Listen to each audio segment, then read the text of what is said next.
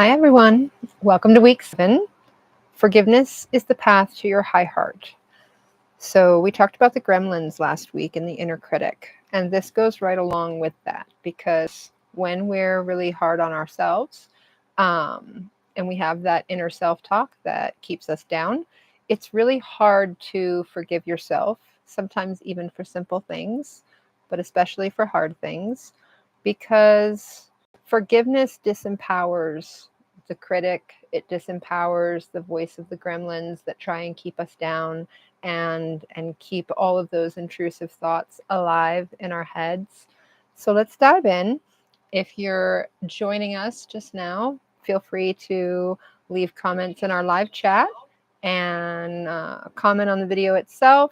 If you enjoy this, share it with a friend, and we're going to just keep going until we get to the end of the book.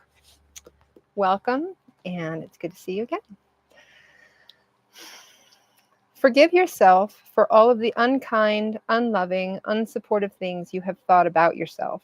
Forgive yourself for the things you have done to yourself that support the things you believe about yourself that are not true.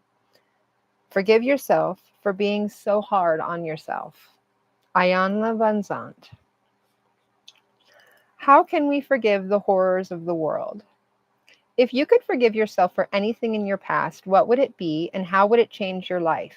It's not always easy to forgive ourselves for egregious acts we've committed, either against ourselves or others.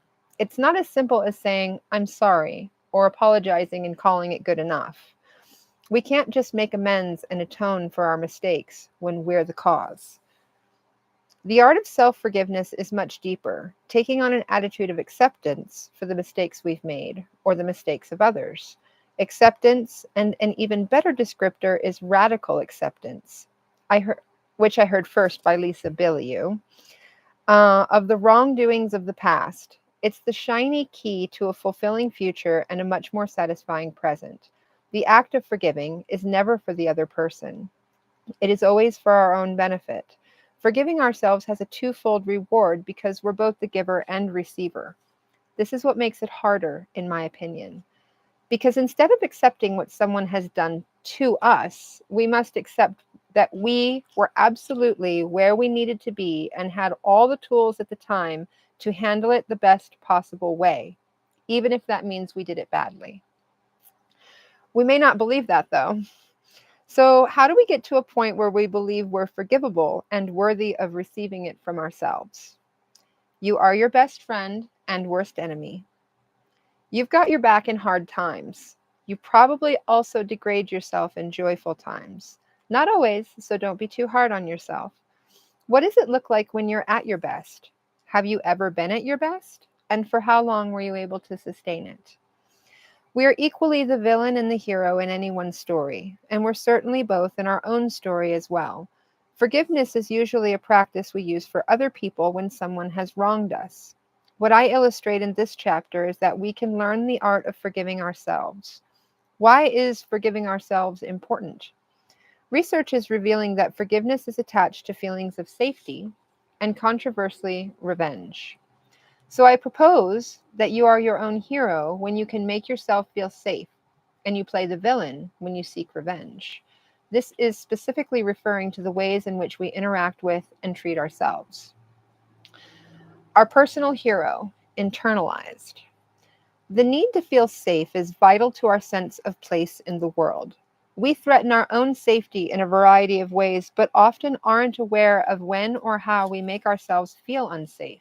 So we seek out external sources of validation from others to reaffirm for us, rather than going within and fortifying our inner world. Projection is a common way that we gather evidence to support our belief that we're in danger.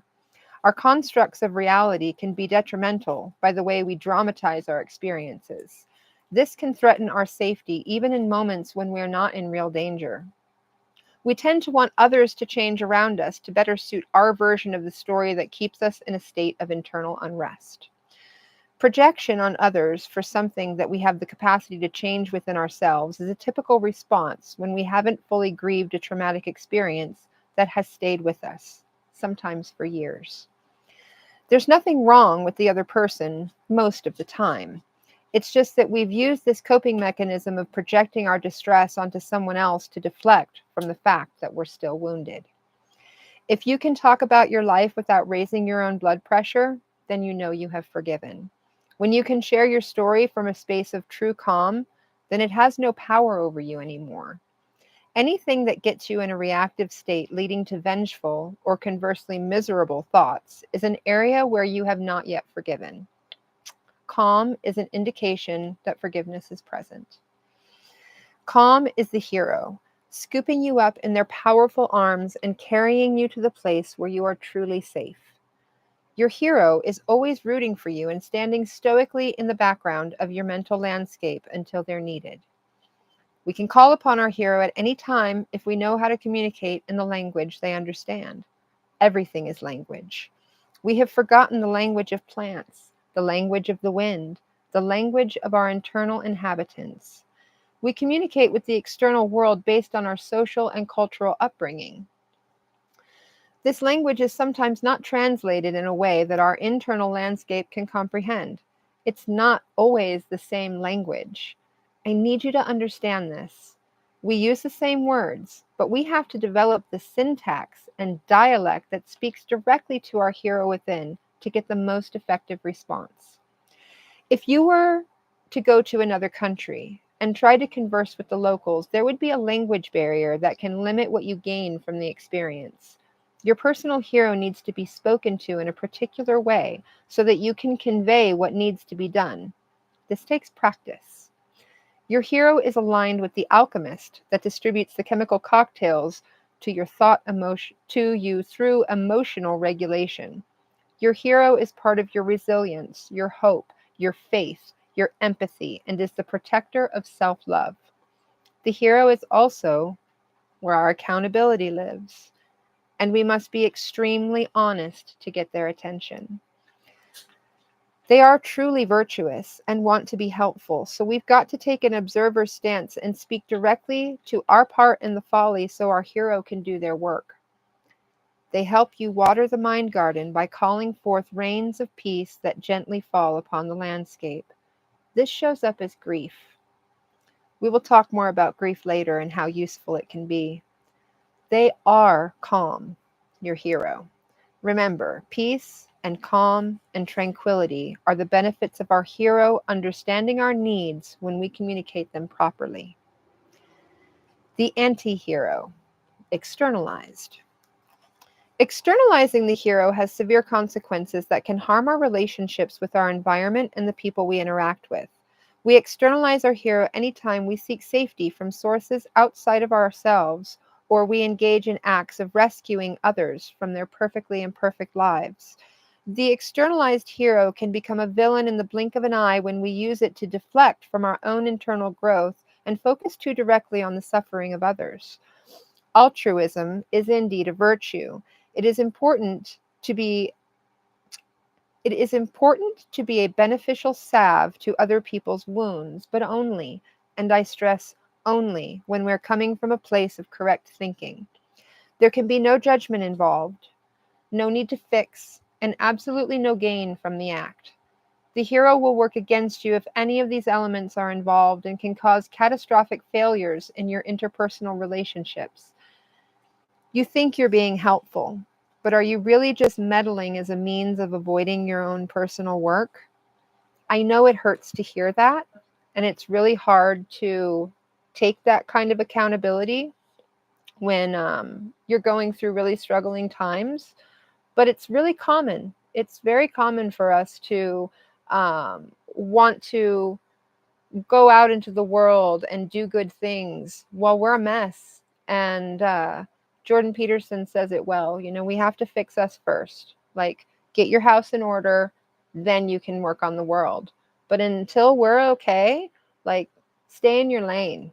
You know, that's all I'm trying to say. And it is hard to hear, but I hope you guys are understanding where I'm going with this. Let's go into it more. This is a hard question to have to ask ourselves, but our motivations and drivers that orchestrate our actions are so important to consider when we feel the need to rescue others. We can never use our hero this way because it is not truly helpful to us or the others involved. This distinction can help us understand when we need to turn the hero inward and apply salve to our own wounds, give ourselves comfort, and let go of judgment of ourselves and of others. Remember, the hero belongs to you and is not a crusader for the outside world. Get clear on why you are invested in a cause, because you might have things to work on inside so you can be fully present and give your very best to the cause that you're supporting. The controversial villain, internalized. When I say that we're our own worst enemy, I'm bringing attention to the fact that we have some detrimental behaviors that wound us from within. This insidious aggression against ourselves goes unnoticed by the external world. That's why we're allowed to get away with it. I was shocked to discover that we go much farther than simply not loving ourselves. We reject certain aspects of who we are on a fundamental level, and we condemn ourselves. The villain is not like the critic in Gremlins. The villain is exactly as it sounds. It is our worst enemy, but not in the way that you might think. We have concepts of good and evil which have polarized many aspects of the world we live within and we interact with. When I say villain, you instantly think bad guy. This is an essential part. This is because of the conditioning that we've been given by society. The villain is an essential part of each and every one of us. We are made quite perfectly, and this inner aggressor can serve us well when we understand its role and how we function. Gremlins could be considered its minions. They're a tool of the villain to bring awareness to all the places that you blame, shame, and project your grievances into the world. They are the symptom of having a villain within us. I want to normalize this for everyone so you don't feel alone in this. Everyone has a villain. If you don't know you do, then they operate the puppet strings of your life, sabotaging everything you try to accomplish and the relationships you engage in, and can destroy your internal landscape systematically, transforming your garden from a glorious green sunny refuge to a wasteland of toxic plant life that strangles the color from the world. The villain can be poisonous. It gains power every time you listen to the gremlins, every time you ignore or dismiss a weed that is not beneficial. Every time you engage in addictive behavior, you're helping the villain destroy you from within. This internal aggressor has no regard for your mind garden because its proper place is at the borderlands of your garden's edge.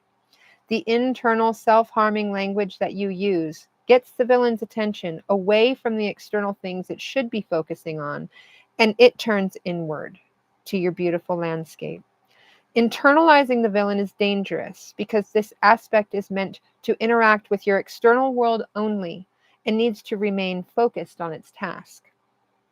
We distract the villain from its duty when we turn up the volume knob on our own suffering and allowing the gremlins to have their way with us. It wreaks havoc, and then we feel worse, creating a perpetual cycle that our hero has a very hard time cleaning up. How can something like this exist within us?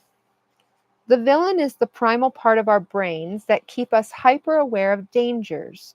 The reptilian part of the brain assesses what is threatening and can turn us into monsters to move through the world under an illusion of safety seeking. This aspect of our internal world has its role to play. It would be accurate to say that the villain is a key component in conflict resolution as well as emotional regulation. The internalized villain can wreak havoc on your inner world because it's always looking for evidence to support our beliefs. So it will find it in any interaction we have. Inwardly, this aspect of ourselves can make us just uncomfortable enough to identify what is not working in our lives. It sabotages us repeatedly to get our attention. That's why the gremlins are so effective at what they do. If we refuse to listen, that discomfort quickly transforms into tragedy, accidents, or other calamities that are set up to get our attention now. We create it, we ask for it, and this is the mechanism within us that sets it all in motion for our benefit. It can feel like an attack, and it should. These wake-up calls take place all the time. Our gut instinct, aka intuition, is part of the mechanism that operates when the villain is involved. The villain is perceived as the bad guy, so it's easy to disregard it. We might think of it as the ugly parts of ourselves. This couldn't be further from the truth. The villain savior, externalized. You read that right. The villain, when called upon in the appropriate places and with the correct dialogue between the two of you, is the character you rely on to create boundaries. As dangerous as the internalized villain is to you, is as powerful as the externalized villain is for you. This is the part of us that knows beyond the shadow of a doubt how to keep you safe in the outside world.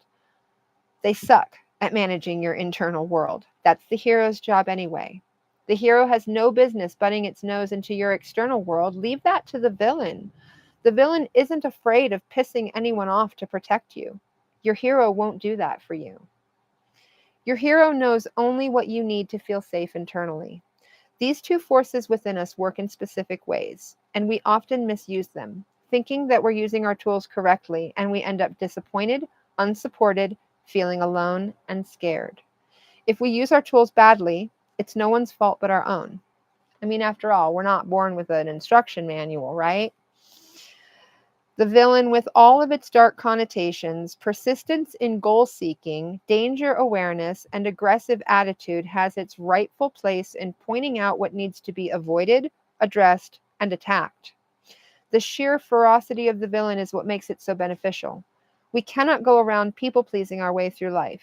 We must assert ourselves when necessary, and we must create strong boundaries in situations that can be abusive, disrespectful, and disempowering. Do not demonize the villain. There is no bad guy, and the dragons they slay can clear a path when you are goal-seeking, determined, and focused on maintaining the balance between your giving and receiving. The villain protects the borders of your mind garden, not allowing outside forces to plant anything that might disturb the balance you're creating there. The villain will not allow intruders when you are using it properly, so that no one can ravage your peaceful space.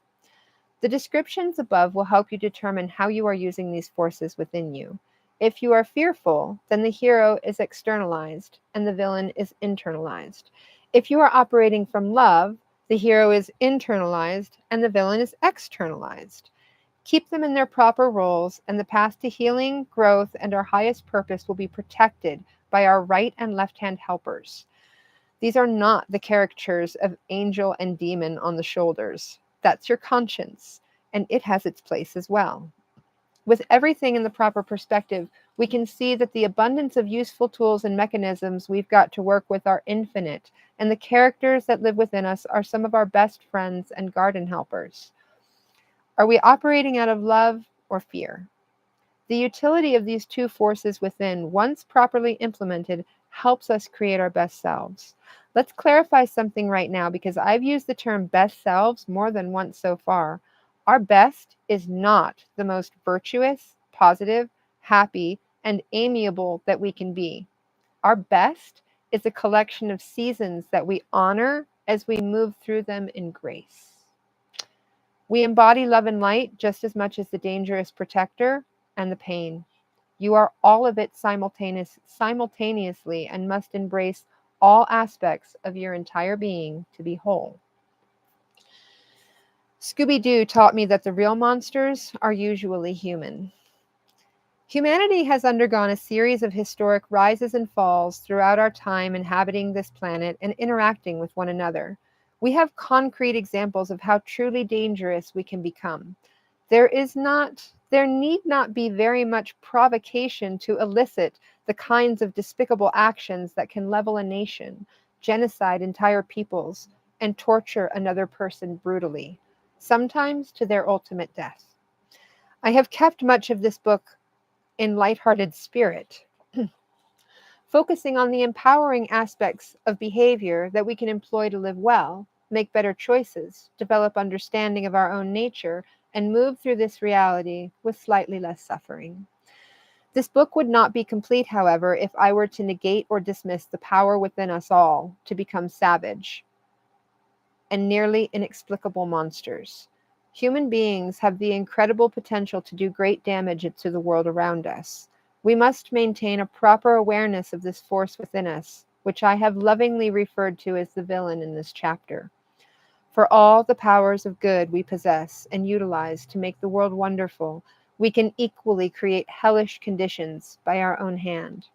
It is up to the individual to balance these forces within, and I have gone to great lengths in the above descriptions to help you, dear reader, in understanding that we cannot toss aside any aspect of our humanity to save another. It is in the embracing of our whole selves that self-mastery can be possible for each of us. We have all had murderous thoughts. I don't know if YouTube will allow that, but we're going to find out. Although no one else may be privy to them, we have all cursed one another for some action that they did. We have all entertained dark fantasies that would never see the light of day outside of our own heads, but they exist as thoughts. To deny that they exist is to deny a core part of what makes us human. To balance these forces is what makes up enlightened consciousness. The peaceful man is not the weak man, but the man who can be dangerous when necessary.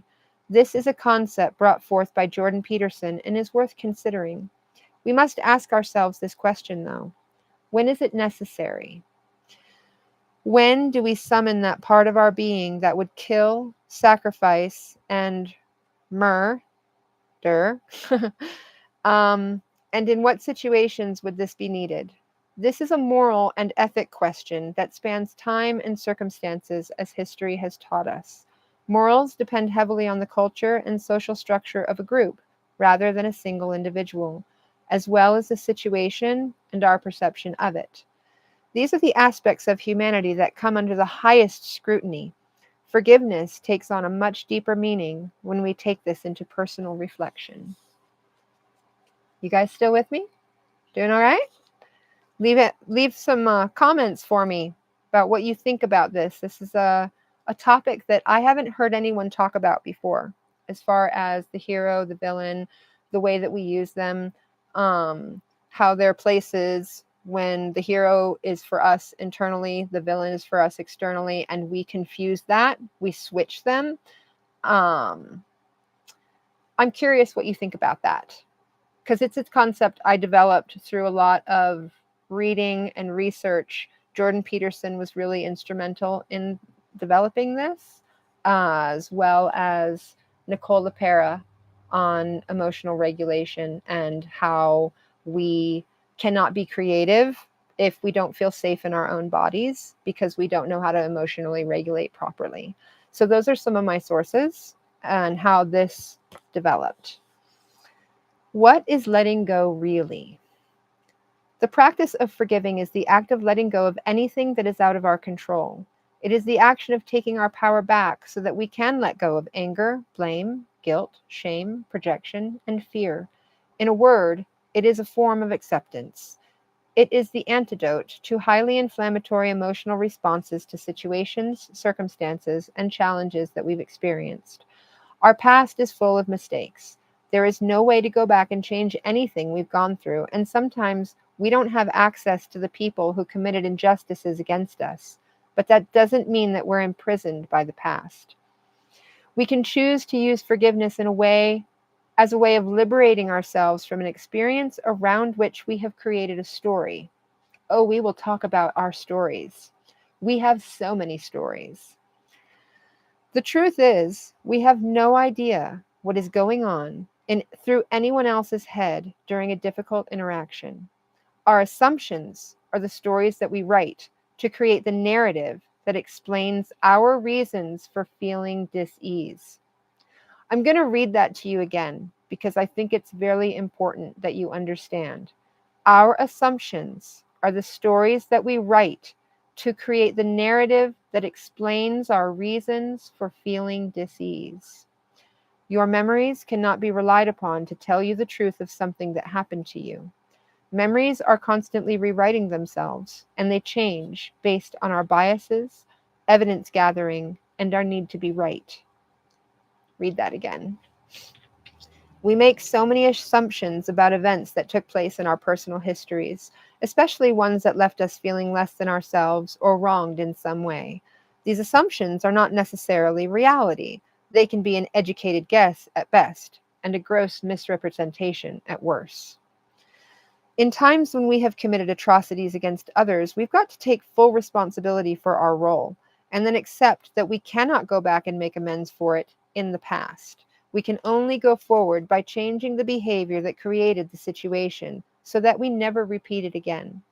That is the only way to truly forgive ourselves in situations where we have hurt another. It happens. Remember, you're part villain, and there will be times when you behave in undesirable ways, disempower other people with your words, and take actions that can have lasting traumatic effects on others, even when you don't mean to. Forgiveness is the sheath to a double edged sword that we have wielded in the past, harming both ourselves and other people. Sheathe the sword. Put it away. Stop cutting yourself repeatedly, well after the incident occurred. Time to get some bandages and salve. Finally, let yourself heal by practicing forgiveness and acceptance. Forgiveness does not absolve you from what happened. The act of repairing your own behavior does. Actions speak louder than words. Another phrase my mother drilled into her children. Your actions are where your true intentions are. You can have the most virtuous intentions and still do terrible things with them. The road to hell is paved in good intentions, is another familiar saying that some people don't fully understand. Intention, backed by right action on your part, taking full responsibility for your deeds, is the only way we can be truly accountable for ourselves. Accountability is key in changing behaviors, tapping into forgiveness, and letting go on a deep level. Hey, my sister's late, but she made it. Hi, Jessie. Um, I'm glad to see that you've got the comments working, and it's good to see you here. If anybody else is live with us today, feel free to drop a comment in the chat box. It's good to have you here. My sister, as I mentioned in the beginning of the book, was highly instrumental in creating many of the practices that I have included in each of these chapters. She got me through a really hard time. We talked about that in the introduction and chapter 1. I will be forever grateful for you, Jessie. Thank you. So, back to the book. We will talk more about your stories later, but I want to share something important here. Some of your stories are only meant to be shared with some people. Have you ever shared a story with someone and they betrayed you by telling another person even when you asked them not to? Your stories are where your power of self lives. The power of self-identification is what shapes who you are. What stories are you telling and to whom? Do they deserve to hear them? I have many stories, as do we all. I've selected a few for the purpose of this book to share with you, reader, because I feel they're appropriate to your healing journey. I have stories that I will not share with you, and that is perfectly fine. Discernment is vital to living. And the reason I suggested that you assemble a cultivation team for this course is because you must have two people to share stories with. Some of these stories will be difficult to express and contain traumatic feeling experiences that still need to be recovered.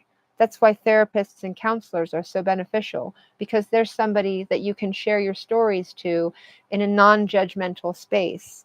It's harder when you have more intimate relationships and you share stories because they have value placed on them. They have biases. And like with my sister, we joke that we are each other's best therapist. uh, Even though we've grown up together in the same household and we often share the same experiences, we found a way to communicate to one another in a non-judgmental space. And sometimes we just need to talk. We don't need advice. We don't need that person to fix it. So having a person that can do that for you is invaluable.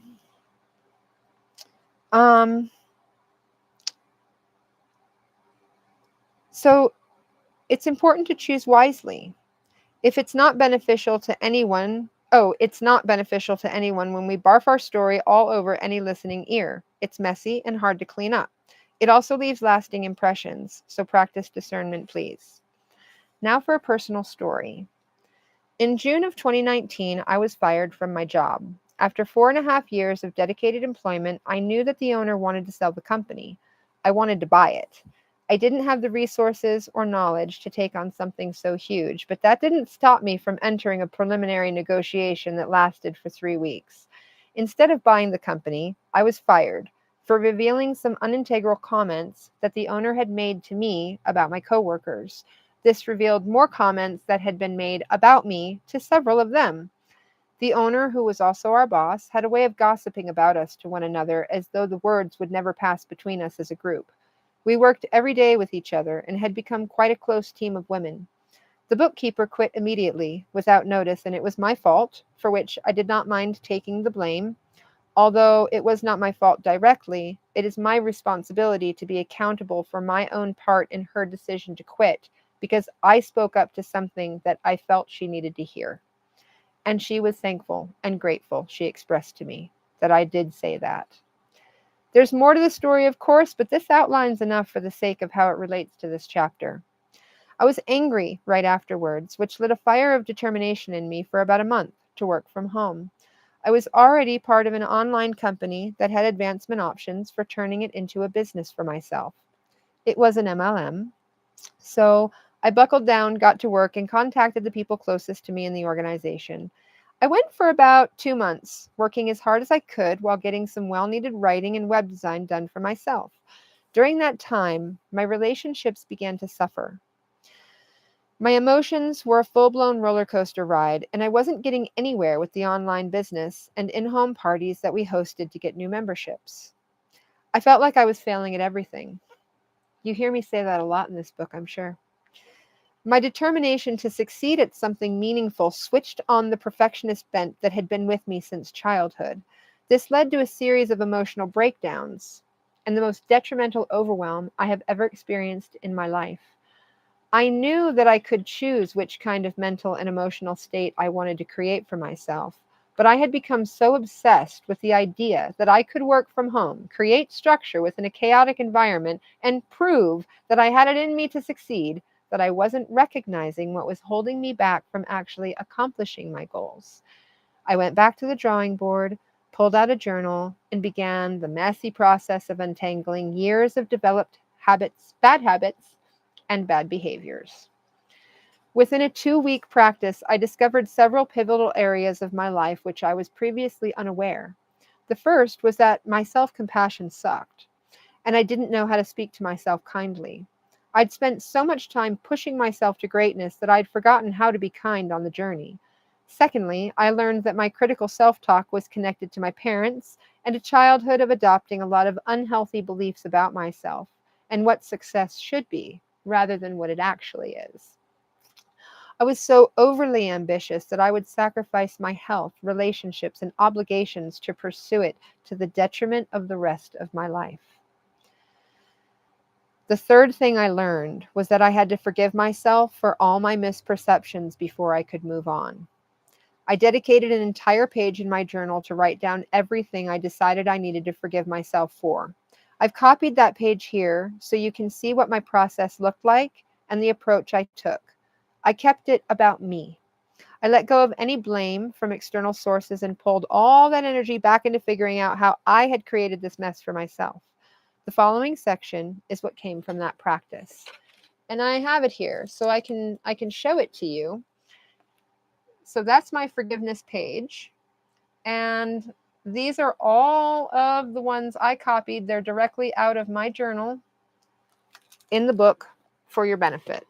This is my 2019 journal that led me down the road of worthiness, forgiveness, self-compassion, and a few other things that I needed reminders of at the time.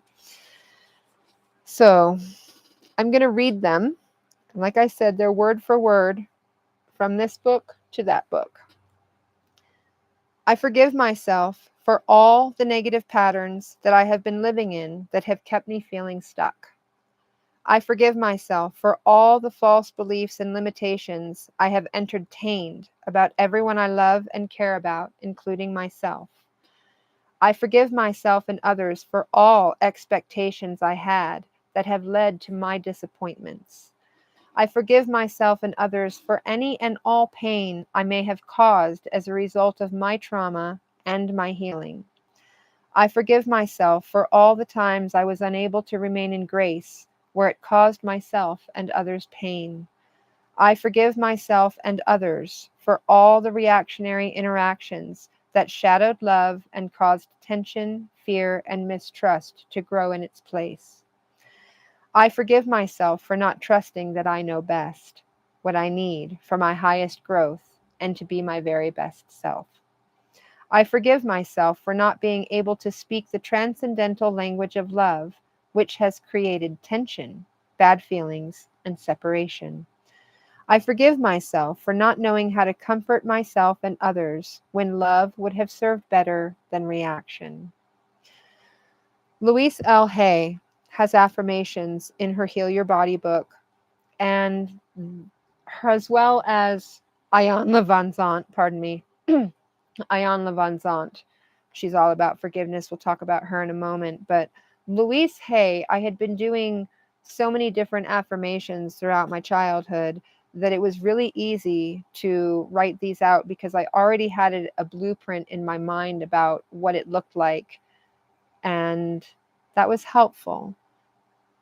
More personal stuff and some seeds of wisdom. As you can see from the journal entry above, I went right to the source, me. I read this page every day for a week. Then I decided to get a 9 to 5 job. My logic was this. My logic in this was that I still had much to learn before I was ready to work from home. I was dedicated to saving my relationship with my partner so we could navigate these transitions together and in a healthy way. Obviously, I did not want a 9 to 5. I wanted to be self sustaining and be the boss of my own financial success. I wanted to be the self empowered businesswoman, the warrior goddess of internal strength and discipline. Who doesn't, right? However, I could tell that my mental and emotional health needed a lot more work before that would be possible for me. So, instead of fighting against reality, I went to work for a grocery store while I got myself together. Needless to say, the relationship with my partner improved for a little while until October, and I felt better about myself overall. The job was physically demanding, and I got in shape as a result, which was a big bonus and something I could not have anticipated prior to the decision. Allow yourself the process, even if it's painful. Yep, we got to pull each other back from the edge. Love you, sis. You did the same for me. That's right. And we continue to do that for one another. I spent a year sorting myself out. In the summer of 2020, I was hit with yet another deep realization that shook me to my core. I won't go into the nitty gritty details here because I believe that our stories are important and valuable and should be shared only with those who are deserving of hearing them. Furthermore, this book is not about me, so I'm only sharing stories that relate to the material in this book to provide examples of how I personally use them in my own life. I will say that in May of 2020, my partner left me, moved back to his own land, and I was on my own for the first time in about 17 years. The reason for our separation is less important than the results of it. That time apart gave us both some well needed space to work on ourselves. I was certain this wouldn't be the end of our story as a couple, and we still talked to one another through messaging as we both got clear on what we each needed. I used forgiveness a lot during this time because I knew that the practice is less about the other person and more about creating peace of mind for myself so I could remain in a stable emotional state.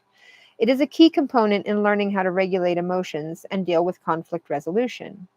Forgiveness gave me the tools I needed to make it through to the other side of our separation, which lasted until about August.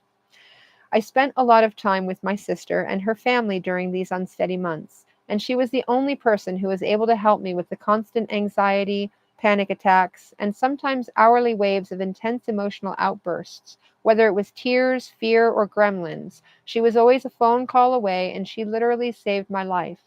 Suicidal thoughts are something that one cannot, and I believe should not, try to sort out on your own.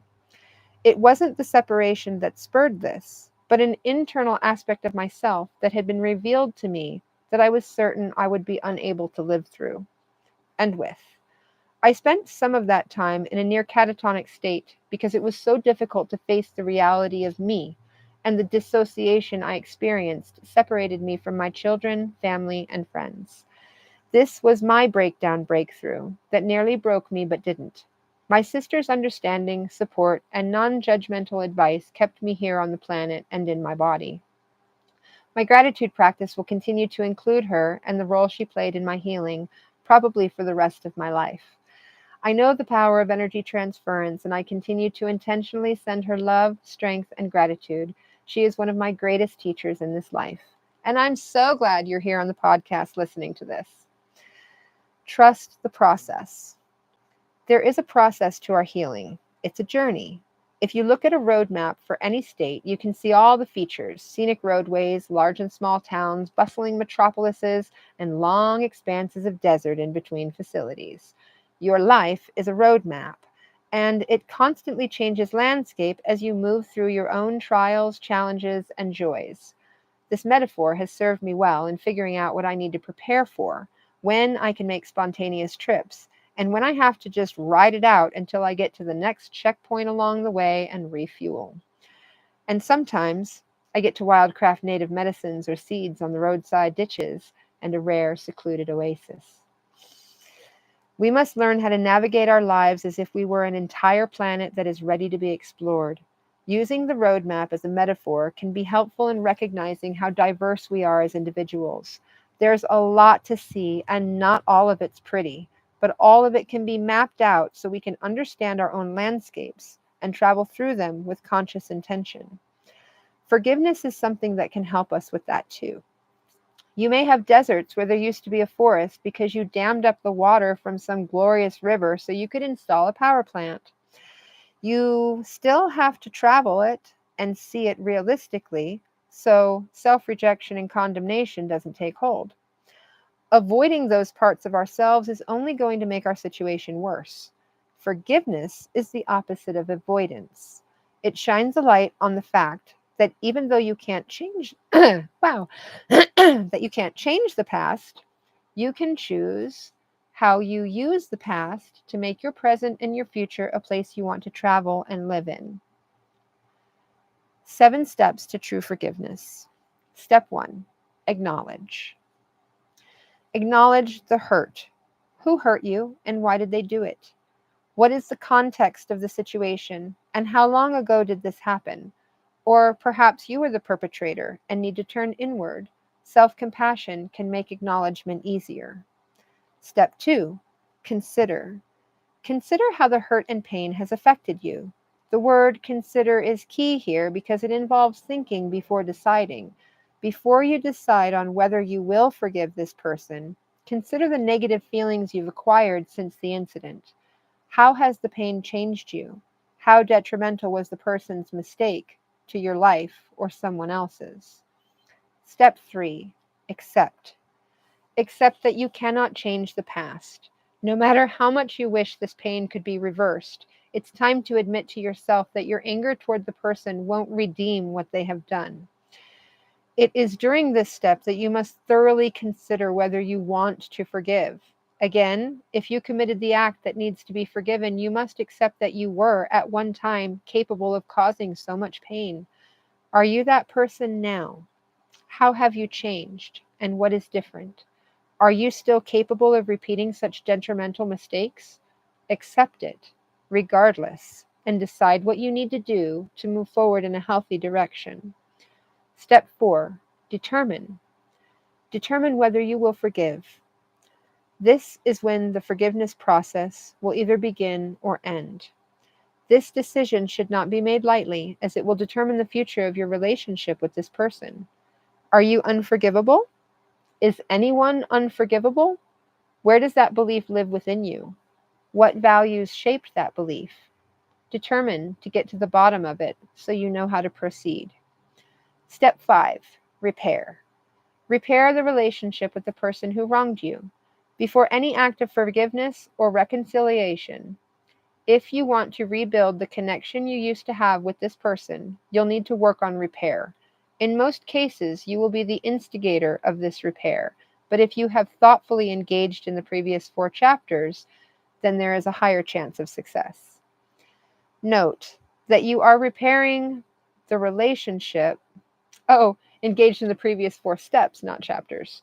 Note that if you are repairing the relationship, not restoring it. It will likely take more time for the relationship to return to normal, whatever that may look like to you. Acts of repairing can include kind words, simple gestures, or even gifts. Repairing internal conflict over something you've personally done is no different than if you were interacting with another human being in the external world. You must figure out how you can repair the relationship you have with yourself. This is tricky, but not impossible. What do you need to do to forgive yourself? What do you need to believe? And who would you need to become? Step 6. Learn. Learn what forgiveness means to you. Up until now, you've probably thought that forgiveness is more for their benefit, not yours. But once the relationship is on the path to restoration and you've given yourself time to accept the reality of the past, it's clear that forgiveness is a way for you to find closure. Closure can also bring peace of mind, and you need that if you have any chance of learning from your failures. Remember, there is valuable information in failing, so take the time to learn about yourself so you can restore the divine connection you have with all of life. Step 7. Forgive. Forgive the person who wronged you. In some cases, this will be silent. You may be compelled to verbally forgive the person, even if you do not expect a kind response. But if you have followed through on the previous steps, then their reaction won't really matter. What will matter is that you have found a way to let go and move on. Forgiveness can lead to feelings of understanding, empathy, and compassion for the one who hurt you. Forgiveness doesn't mean forgetting or excusing the harm done to you or making up with the person who caused the harm. Forgiveness brings a kind of peace that helps you go on with life. If you have been the perpetrator that needs to be forgiven by you, then the only way you can truly forgive yourself is by changing behavior.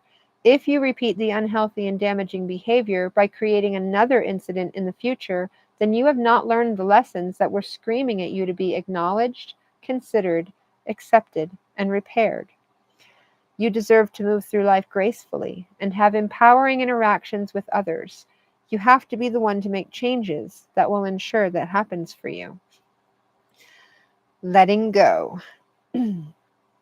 Psychologists generally define forgiveness as a conscious, deliberate decision to release feelings of resentment or vengeance toward a person or group who has harmed you, regardless of whether they deserve your forgiveness. Forgiveness does not mean forgetting, and nor does it mean condoning or excusing offenses. And I repeat myself a lot because I really want to drive certain points home. And so we have to understand that repetition is a mantra, and everything that I repeat in here is intentional. I'm not trying to beat a dead horse. I'm not trying to bore you to death by these constant repetitions. Um, I'm really making a point. And so forgiveness does not mean forgetting, and nor does it mean condoning or excusing offenses. Forgiving oneself rather than focusing on what other people may have done can be a big stepping stone on the road to recovery from internal disempowering behaviors. Remember that you are at the center of every experience you have, every interaction you participate in, and every single belief or narrative and story that you create about it. Forgiving yourself for misinterpreting something, staying in a bad situation, or even something integral that you've done is personally rewarding. Letting go of some of these transgressions by removing anything external as the source of blame can send a powerful message to your subconscious. This kind of internal repair can be subtle, but it is also interesting to note how much resistance can come up when we practice methods of self-investigation. Your internal roots need room to spread. They need food to thrive and fertile ground that will feed you in the years to come. Forgiveness in this form is nourishing you from the roots. When you are strongly rooted in the reality that you are the source of all the power within you, miracles not only become possible, but they also become real. Letting go of the need to outsource reasons for our angst can steer us in a direction that leads right to the heart of our own power. Our hero lives there. And this is exactly the kind of language that they respond well to. This form of forgiveness creates accountability, and our hero loves that and wants to make us feel safe while we are investigating all these hard truths about ourselves. So, before we get into the practices, if you're watching this live, drop me a comment. Anything that you think could be valuable to add to our book reading today.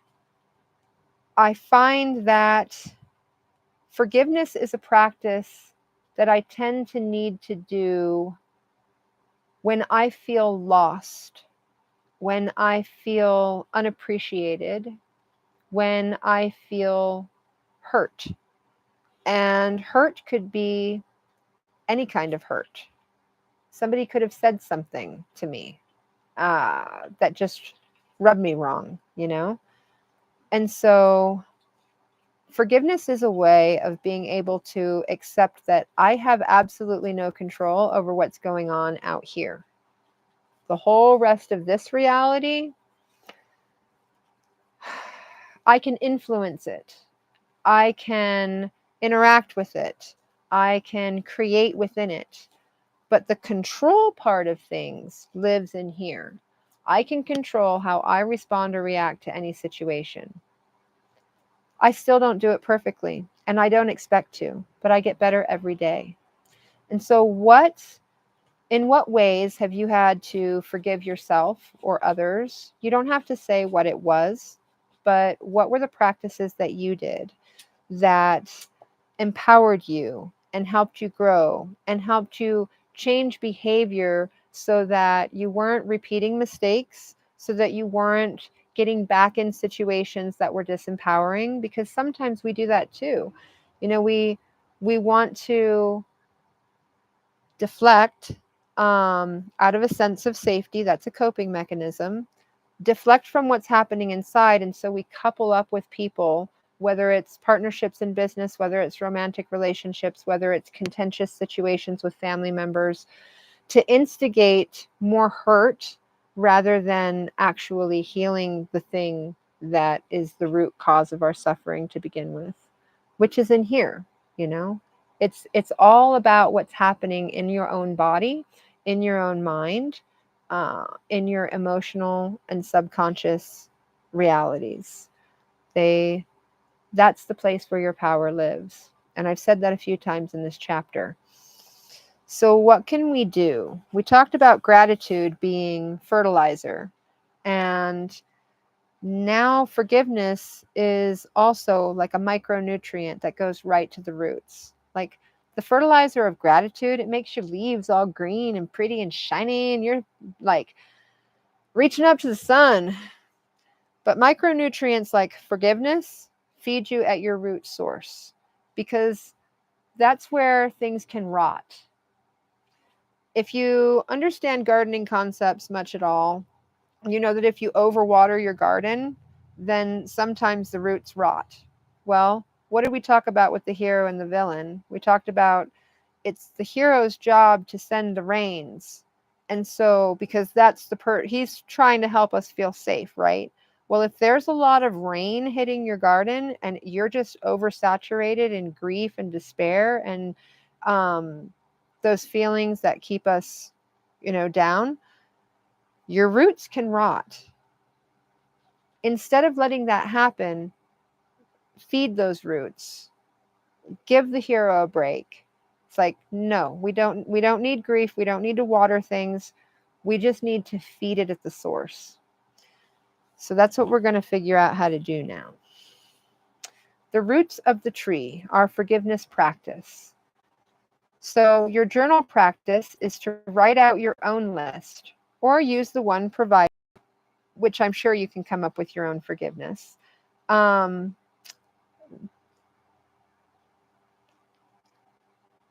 can also recognizing what surfaced when you decided that you are in chapter 5.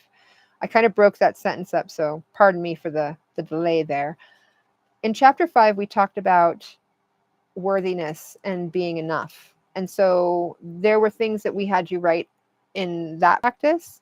And that can also be tied to your forgiveness practice because it might help you identify things where you need to forgive. Remember how to keep your forgiveness sentences focused on yourself and how you have either been the cause or progenitor of your own suffering, rather than implicating blame on anything or anyone outside of yourself. So you have good examples in here what that looks like. You have great journal practice already, I'm sure. And so you've got things to work with that you've already been doing on your own. So just transform that into these forgiveness affirmations that you can read to yourself that feel empowering, and they might not at first. At first, you might have a lot of resistance to that and like, well, I don't believe any of this, or I'm not worthy of this, or I just can't with this right now. Have you heard that one? That's a younger generation phrase. I just can't. You can, and it might be hard, but we're all here with you, and you always have the comment section on this video to share why that's resistant, what you're resistant to. Let us help you, get your people with you. You're not alone. You're never alone. Art it.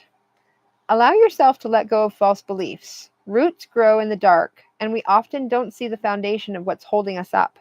Our own roots need proper care, and letting go of blame, shame, guilt, and projection of any external source can give us a chance to let those roots thrive. You are rooted in something. That's a given. This practice is designed to transform the source of what feeds your roots. Nothing outside of you is powerful enough to impact how you grow, even though it has for a long time. We're going to change that. Draw a line across the page. Under the line, draw a series of root structures and name each one of them. These are the foundational beliefs that are moving you forward. These are what give you stability in times of struggle. You deserve to feel good and have a solid foundation that will hold you up during any storm. This is hope and resilience as well. Some of the beliefs that empower me are: I am always enough with no prerequisites. I am beautiful and smart. Failure is information I need and is my friend. I am forgivable for anything. And I have many, many more. So these foundational beliefs about you may not feel true at first. But think about things that other people have said to you, like your friends or your family. I have a really good one that I didn't list here is, you are a good mother, is something that I heard a lot when the kids were young. And I didn't believe that, but I started using it as a foundational belief to rewrite the gremlin thoughts that told me that I was a bad mother and I failed at everything, and they're just going to grow up with all kinds of unhealthy coping mechanisms, and they're going to need years of counseling to unravel the horrendous parenting that I did. And so that's a good one. Whatever those beliefs are, oftentimes we have had other people tell them to us, the truth of what we are, the truth of who we are. Draw on some of that. People that you trust, of course. People who have said positive things about you that were hard to hear, If those positive compliments kind of gave you that jab in the heart, ooh, it might be true. And it might be a foundational belief that you can adopt to help regrow your tree roots and nourish yourself. We have an art practice in here as well. Use colors and shapes to convey how you feel when you are at your best. Saturate the page in color and images. No words this time, just visual feedback. You've used enough words so far. Give your mind a rest by creating an abstract page that visually reflects feeling good. Sometimes feelings have no words, just shapes, colors, and vivid images. Let go of trying to define your feelings. Just let them be something fluid and aesthetic. It's okay to not always have words. Sometimes we use way too many words anyway, and improperly, I might add. When you look back on this page, it can be a calm, tranquil reminder of what feeling good looks like. And for that, I'm going to get this out. Because when we did the Brene Brown course, we were asked to draw what our intuition looked like. And that was another practice that had no words. Just draw a page of what is your intuition. So that's kind of what I'm talking about here. When you feel your best, and I did put a few words on this one just because I wanted to title it. When you feel your best, there's always going to be colors associated with that. There's going to be images that come to mind. It could be ice cream. It could be the sunshine. It could be your favorite plant. It could be spirals or blue or ocean. So there's a lot of visual representations of what feeling good looks like. This is what I drew for my intuition. So we have lots of like fluid shapes. My intuition sometimes reminds me to stop. Oh, I'm trying to get this in a good page. Good. What does your intuition look like? And seeing the light. I have these bubbly spirals over here because it wells up from deep within me. Sometimes it looks like this void that I need to go into. Intuition can look like that. And it can be a little scary because it's just like this hypnotizing place. But it says, come in. It's inviting. And it's okay for something to be inviting and scary at the same time. We're very strange creatures.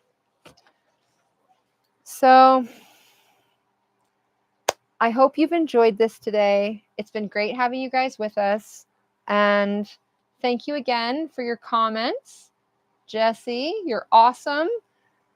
And comment on the video itself. Comment, share on social media, give this to your friends. Forgiveness is something that I think everybody can personally benefit from simply because we don't do it enough in a world where we're so intolerant about everything and that we should be accepting of everyone exactly how they are while being intolerant at the same time. I think forgiveness is really vital, especially right now.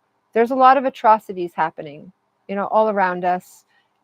And how is that impacting what's going on within us? When we can forgive ourselves for our misperceptions, and that's just a small thing, I think it's okay to forgive ourselves for bigger things too. So I appreciate your company today and blessings on your journey. And we will be back for chapter 8 in 2 weeks. Until next time, friends, take care and be well.